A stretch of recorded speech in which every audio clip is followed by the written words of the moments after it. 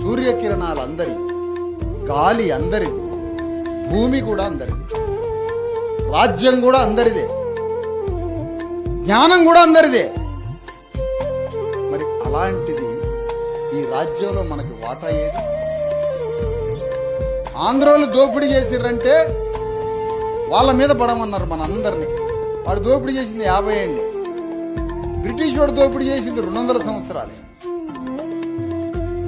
నిజామోడు దోపిడీ చేసింది వాడు 200 సంవత్సరాలే.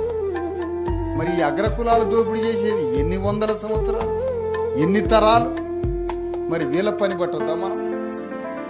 వీళ్ళ పని పట్టొద్దా మనం?